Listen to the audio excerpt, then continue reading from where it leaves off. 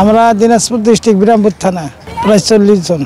না, কষ্ট করার জন্য দিয়েছে, কষ্ট করে। এটা তো আল্লাহকে পাইতে গেলে কিছু কষ্ট করতে লাগে, কষ্ট ছাড়া তো পাওয়া যাবে না। কোনো সমস্যা নাই, পানি বিদ্যুৎ সব পর্যাপ্ত পরিমাণ আছে ব্যবস্থা। দিনাজপুর থেকে আমরা আছি 47 জন। আল্লাহ রাস্তা কষ্ট, এড়িয়ে তো কাম। আল্লাহ রাস্তা কষ্ট, এড়িয়ে কাম, কুরবানি এড়িয়ে আসল কাম। আর মুসলমানের কাজে তো হলো এটা কি, মুসলমানের কাজে হলো কষ্ট। আলহামদুলিল্লাহ, আমাদের কিশোরগঞ্জ জেলা করিমগঞ্জ থানা আমাদের নবাদিনন থেকে আলহামদুলিল্লাহ আমরা 30 জন আসছি। মানুষের মধ্যে কিভাবে আল্লাহর পরিচয় মানুষ পায়, মানুষের সম্পর্ক কিভাবে আল্লাহর সাথে হয়ে যায়, আনেওয়ালা উম্মত কিভাবে দিন পায়, এটা ইজতেমার উদ্দেশ্য।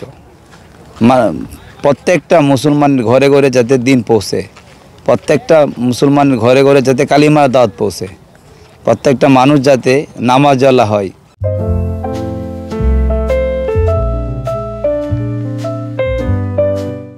প্রত্যেকটা মানুষ যাতে আল্লাহর সাথে সম্পর্ক হয়, তার মুআমালাত, মুআশারাত, আখলাক এগুলো যাতে ভালো হয়ে যায়, তার ঈমান যাতে সহি হয়ে যায়। এই জন্যই ইজতেমা, এই জন্যই জোর। আর মানুষ যত বেশি আল্লাহর রাস্তায় বাইর হবে, যত বেশি সফরে বাইর হবে, তার ঈমান আখলাক তত ভালো হবে। মাদ্রাসা একটা শিক্ষার প্রতিষ্ঠান, মক্তব একটা শিক্ষার প্রতিষ্ঠান, আর এই জোর ইজতেমা আল্লাহর রাস্তায় সফর এগুলো দিন শিক্ষার একটা প্রতিষ্ঠান।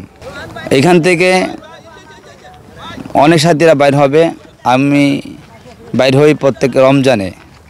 এরকমভাবে অনেক সাথীদের সফর হলো জোর থেকে, অনেক সাথীদের সফর হলো ইজতেমা থেকে। তো 1 বছর পর চিল্লা, আর মাসে 3 দিন। আমাদের মোকামি কাজ আছে 5টা, মাসওয়ারা তালিম, আর 1 ঘন্টা মেহনত, মাসে 3 দিন। নিজ মহল্লায় গাছতো, অপর মহল্লায় গাছতো। আমরা বগুড়া থেকে আসছি, আমরা 5 দিনের জন্য এখানে আসছি। আমরা এখানে আমাদের পুরান সাথী যারা, এদের জন্য এখানে 5 দিনের জোর হয় ইজতেমার আগে। এখানে সবাইকে একত্র হয়েছে, সারা বছরে আমাদের কি কাজ এবং সারা বছর আমরা কিভাবে কাজ করতেছি, তবলিগের মেহনত যেটা হচ্ছে আলমী শুরার অধীনে, এইটার জন্য এই 5 দিনের জোরকে ডাকা হয়।